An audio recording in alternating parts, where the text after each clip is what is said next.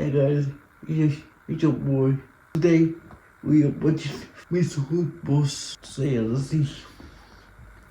These are two extremely rare phones from North Korea, and it's kind of insane that I'm even holding them. The North Korean population is so cut off from the outside world that it's almost impossible to even get a text message out, let alone two fully functional smuggled phones that show us in crystal clear detail what it's actually like to be a North Korean citizen. So this is the Haean 701. It's one of the country's budget phones. Just to give you an idea of how little is known about this stuff, you can Google the phone's name and nothing will come up. Absolutely zero. And then the second is the Samtaesung 8, which is a flagship North Korean phone. And yeah, this is different to South Korea's Samsung, which translates to 3 stars. This is Samtaesung, which translates to 3 huge stars. You're going to be seeing a lot of this whole "my dad could totally beat up your dad" energy. But that's because convincing North Koreans that they are superior to South Koreans, that they are morally purer and militarily stronger, is about the most effective way of keeping them loyal to the government. And it's pretty clear when you look at these phones that the smartphone is playing a big part in that. I can actually show you this right now by trying to type on these phones. So if I write Namhan, this means South Korea. The second that I hit the spacebar, that gets auto-corrected to puppet state. It is bonkers seeing censorship this explicit happening in real time in front of my eyes. You physically cannot send the word Namhan even if you try, which shows just how committed North Korea's government is to sustaining its narrative that South Korea is this inferior, less individual country that just blindly follows whatever the US asks them to. Other ways of wording it, like Republic of Korea, that doesn't even get corrected. That just turns straight into asterisks. Kind of like you're a child and you just tried to make your Club Penguin username a swear word. And you can actually see the censorship becoming more invasive as time is going on. Because if we use this Haean phone, which came a few months before, this one lets you write North Korea as North Korea, but the Samtaesung doesn't even let you do that. The only way that you're allowed to refer to North Korea now is Joseon, the traditional name for the Korean kingdom, and then South Korea, almost as if they're belonging to them, as South Joseon. But it gets worse, because Daily NK News, the guys who actually secured these phones in the first place, and whose basement I'm sitting in right now, they've probed around and found all sorts of extra oddities in the software. Like how, if you type Kim Jong-un, the name of the current leader, into any app, it will make the text bold the second you finish the word. Or how all sorts of South Korean slang is just subtly corrected to the more proper North Korean approved way of saying the same thing. Presumably because a lot of this slang originates in some capacity from South Korean media, and the North doesn't want their population to even indirectly experience that. But probably the single craziest example of this is if we type oppa. This is a common South Korean expression that can be used to mean either older brother or, in slang terms, boyfriend. 이거 좀 따주세요, 오빠. Which in itself does raise a few questions. On these North Korean phones though, it corrects the word to comrade, accompanied by a warning. This word can only be used to describe your siblings. Imagine getting a warning for attempting to type a slang word. That's moderation on a level that I have never experienced before. But I would say even more significant than autocorrect, the biggest factor in controlling information going in and out of North Korea, and the main reason that the country is still this cryptic bubble and we barely know these phones even exist, is the internet situation. Or really, the lack of one. Look at this. On the Haean phone, you can swipe down from the top and you see your control panel that looks basically the same as every other Android's. And there's even a Wi-Fi button there, but when you press it, absolutely nothing happens. Weird, but let's go into settings to click on Wi-Fi directly. What? But you can't. And they've actually gone a step further with this more recent Samtaesung, because you go into the quick settings, there isn't even a Wi-Fi icon at all. It's like they don't want you to even consider that the feature could be as accessible as that. The only way to get something that even resembles Wi-Fi is this.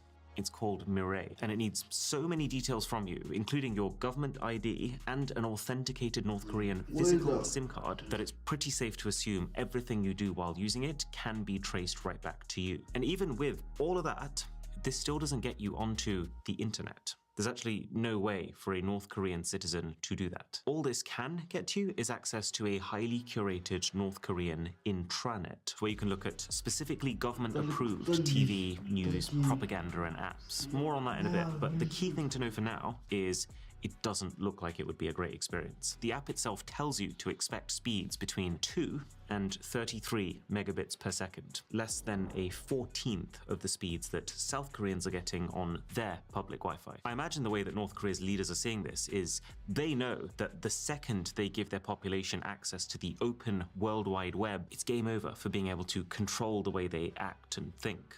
But then at the same time, they can't give the people nothing if they're trying to convince them that their country is truly superior to all others. Hence this careful substitution of traditional Wi-Fi features for this highly traceable Wi-Fi equivalent that reinforces national pride as opposed to diluting it. But those speeds are so dated. And to be honest, everything about using both of these phones feels dated. Like, it's pretty sad that this Samtaesung is one of their modern flagship phones. It was only released recently in 2023 in North Korea. It was priced pretty close to $1,000, but it looks like a mid-range Huawei phone from 2021. Actually, let me be clear. It really looks like a mid-range Huawei phone from 2021. I'm almost getting deja vu looking at it. The way the camera module has an identical style and position, the way the body and the screen curves around in a seemingly identical way, even this incredibly unique Huawei-style cutout around the buttons and this red line in the middle of the power key is the same. Plus, for security reasons, I've got to keep the IMEI number hidden. But when we traced it back, it does look like this phone was manufactured in China, just like Huawei phones. So I think there's two possible explanations. Either this phone was actually secretly made by Huawei themselves and supplied to North Korea for them to add their software layer, or Samtaesung just decided, we like the look of that one, let's copy it. Because you're about to see this yourselves, but so much of the content on these phones is copied content already. Why not the phone design too? But also that, unlike the Huawei that this looks so similar to, this phone does have a thicker bezel and a notch, this extremely tasteless font on show throughout the whole user interface, and then the only form of branding on the camera is a feebly written 64 megapixel that gives me absolutely zero reassurance it's going to be a good experience. And it is not. On the Haeyang phone, we're just getting extremely poor, grainy image quality all around. And even though there are 3 cameras on the back of this phone, there is still no ultra-wide and no zoom. So both extra cameras are just useless macro and depth cameras. A trend that, globally speaking, started to die out pretty fast after 2020. And so the idea that this thing released in 2023 with that kind of setup shows the time lag that we're operating with here. And then on the flagship Samtaesung, the camera is super buggy. We couldn't even get it to flip around to the rear cameras. And it's also got this really unusual watermark plastered over it, which when we reverse, it spells out, please contact Hynetron. Now, I did a little digging and turns out Hynetron is a small private China-based company who makes a lot of smartphone parts. So it kind of looks here like they've supplied some of the bits for this phone, but then North Korean Samtaesung has just not paid their license fee or something. Regardless though of whether this phone is a secret Huawei collab or just a blatant ripoff, it doesn't change the fact that it is terrible value when you consider the global market. But that makes a lot of sense. With North Korea, we are talking about a very unusual market that has almost no competitive pressure. There's almost no incentive to give people cutting edge tech. And if anything, the more dated the tech, the simpler it is, and therefore the easier it is going to be to control. That would also explain why the Haeyang is still running Android 10 with seemingly no ability to update beyond that, and why Samtaesung is stuck on Android 11, making it 5 years worth of updates behind current Android. Let me show you what I mean by all this copied stuff. So there is an app literally here with a Microsoft Word logo. You open it up and it gives you the option for Excel, PowerPoint, and Word, but I can assure you what you are getting here are not Microsoft apps, not even close in functionality. I would actually go as far as to say that at least 50% of the icons that you see on these phones are stripped directly from other companies, like File Manager and Compass. Those are basically Huawei icons that are very slightly reskinned. Maps is an almost one-to-one of the Google Maps icon. This random game uses the same icon as the Mobi Office work application. But let's just zoom out for a second. Even the official Samtaesung wallpaper, I'm pretty sure they have literally just downloaded the wallpaper from an Honor phone and then added an 8 to it. And then if I go over here to the About phone section, I recognize that image. That image is actually stripped straight from the promo material of the completely different looking Huawei Mate 30 Pro phone from years ago, and yet it is serving as the poster image for the Samsung 8, which makes me side with the theory that this is a copy of Huawei as opposed to made by Huawei. Because if it was made by Huawei, surely the company would use an image that at least matched the design of the phone. There's a whole library of informational videos that you can buy as part of North Korea's intranet, like this one, all about the football club Arsenal. And on the face of it, you're like, oh, this is really premium, how professionally produced. But look a little closer, and you can see this is actually ripped straight from an Amazon Prime series. It's just instead of Stay in the Game, it's titled Sweat for the Win. And it's got the logo of a North Korean company plastered across the entire length of it. But there is literally no way that this North Korean company could have bought the license to sell this content, since there are literally sanctions on US companies like Amazon for collaborating with them. There's games too, tons of them, but I just want to show you this football game for a second. It opens with bizarrely the same logo that we just saw on the Amazon Prime show, so it seems like this is some sort of large-scale media redistribution brand who's taking international content and making it North Korea compliant. Then we see the boot up screen with the game's title being International Soccer League 2.0, which is just so interesting because this shot of Messi's face, I reverse image searched it, is not from International Soccer League 2.0, but instead a screen grab from a trailer of Japanese-made Pro Evolution Soccer. The other thing that I think is absolutely fascinating about this football game is the Asian players are missing. Like, you can select the team, Tottenham Hotspur, with all the correct roster as of 2022 when the game was launched, but with the only South Korean member of that team, Son Heung-min, not present. They just chopped him. Again, presumably to not show North Koreans that South Koreans have proper international athletic careers. In fact, just the general situation with apps in North Korea is so different to what you and I are used to. The first thing that jumps out is there's just so many of them. Like, have you ever seen this many apps pre-installed on a smartphone? This right here is a medicine app, but a medicine app where you can order whatever you might need for home delivery. There's maps with navigation too, although fascinatingly, it doesn't show a clear dividing line between North and South Korea, and also doesn't let you zoom any further out than the country itself. It's a little bit more advanced than I was expecting in some ways too. Like, there's a store here where you can buy things like smartwatches and TVs, all using an electronic wallet, and it's part of the intranet. It's also on this phone really surprising to see, if we look past the logo that is very clearly just an NBC ripoff. This is online gambling, with even the option for sports betting, as well as just a pretty hefty catalogue of video content that you can download onto the phones. But you can also see that the North Korean government's influence permeates every layer of this, even the types of movies available. I couldn't find one from the US or South Korea, but Russian movies?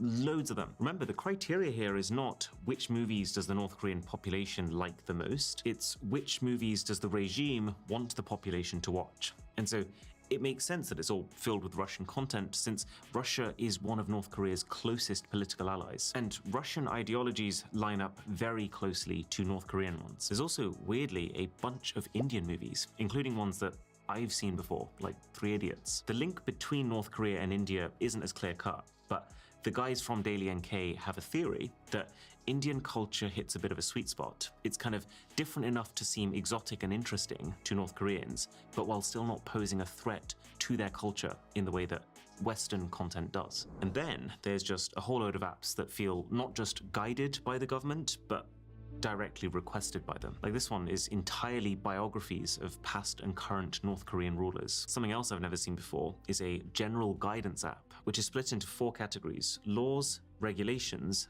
a legal dictionary, and then common sense, which really is exactly what it sounds like. It's so strange. It's like, how should we legally understand the family?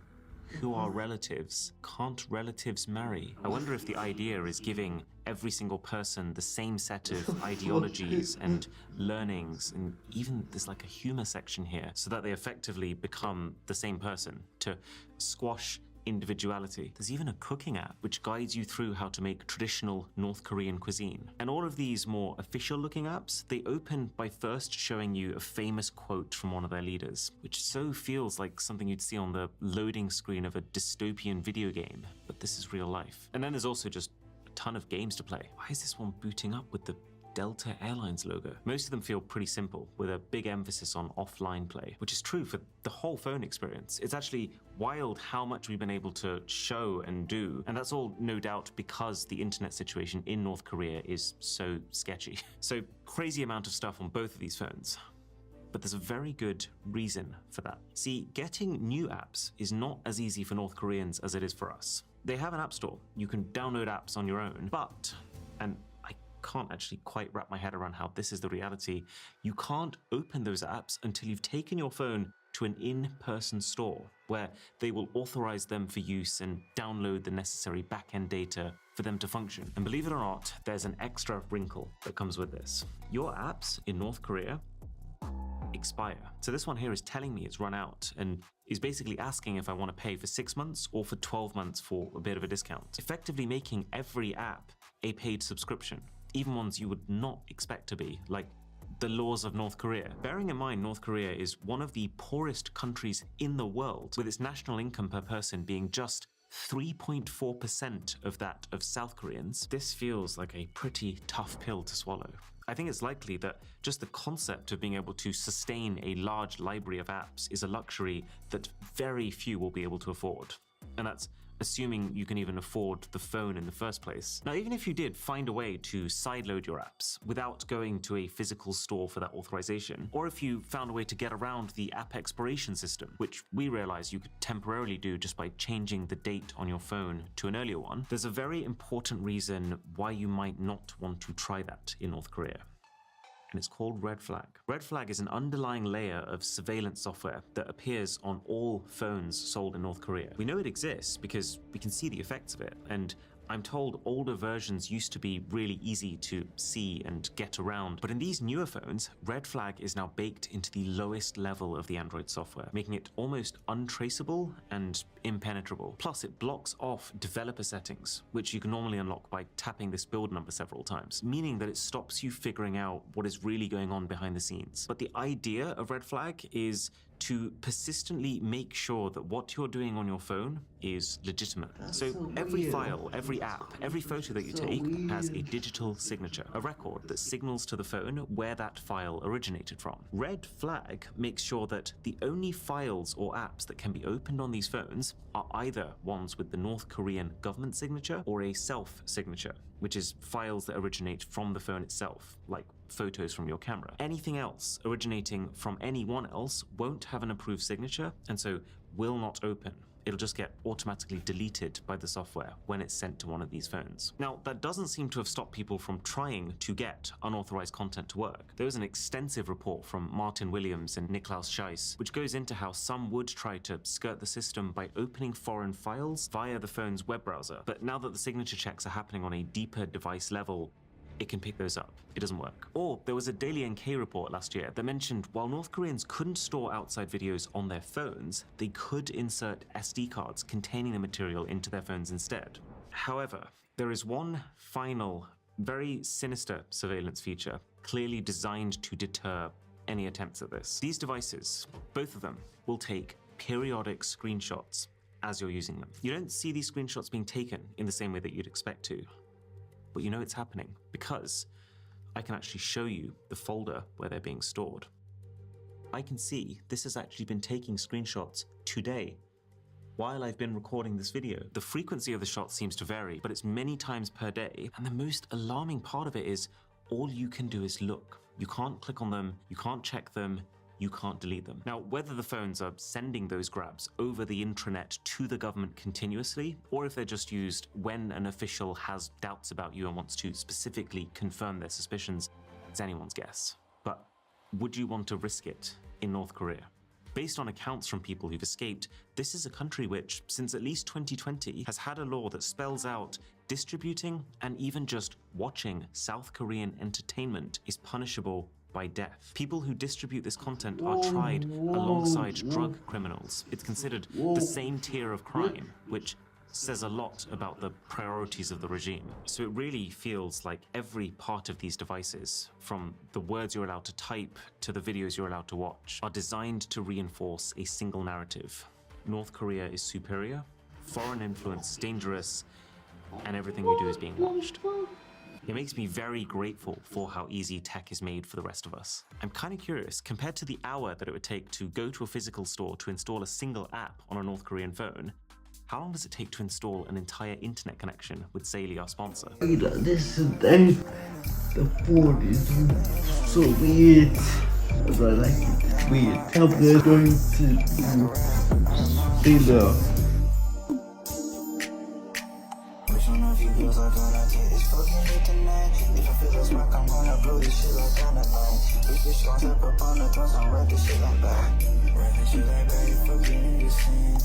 Too much gon' get ran up by snitching niggas' chain. I put that